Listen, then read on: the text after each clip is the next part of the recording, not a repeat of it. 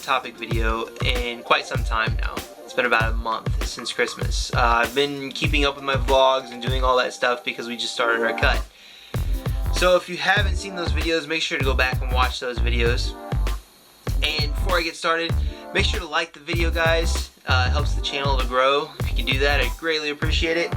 But without further ado, let's get started. One of the main tools that you should get used to using or should use into a diet, probably the most helpful tool, the most helpful tool out of any other tool out there, is going to be this. That's right.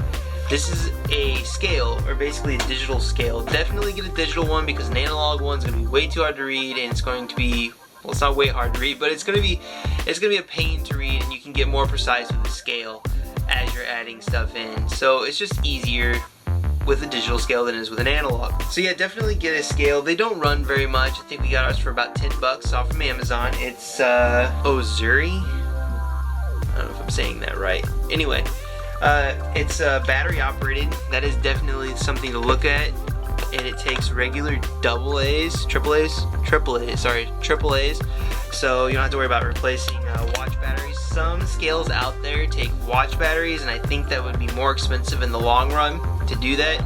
There's also a scale by Mainstays, which if you haven't heard of that brand, it's a big brand at Walmart, so you can get that scale. It's a little bit more expensive, it's $25, but it also uses triple A's, I keep saying doubles, triple A's, so you'll be able to replace the batteries pretty easily and pretty affordable. Why use a scale? Well, to use the scale, it makes sure that you get the proper amount of how much you're consuming, because everything on any nutrition box, and a lot of people don't pay attention to this, will go by ounces or grams. There's also another one to the left that usually says like 1 cup. Well, if you measure out 1 cup, you might get a little bit more in there than what you actually intended to get. So you're able to like dial in and get exactly what you're looking for using a scale. So, for instance, say you wanted a cup of rice. Well, it says a cup of rice, but there's also going to be something in there that shows you how many grams of rice you should get. And if you can measure that out in grams, if you do pre-made meals or if you do dinner or whatever the case may be, then you know exactly how much you're getting. And if you use MyFitnessPal, then you can put it into MyFitnessPal and you can get a more accurate reading on, you know, how much you're consuming. And that's going to help you out tremendously with your diet. It took me forever to talk my wife into getting the digital scale because we had an analog one. I really wanted a digital one so I could keep better track of my food.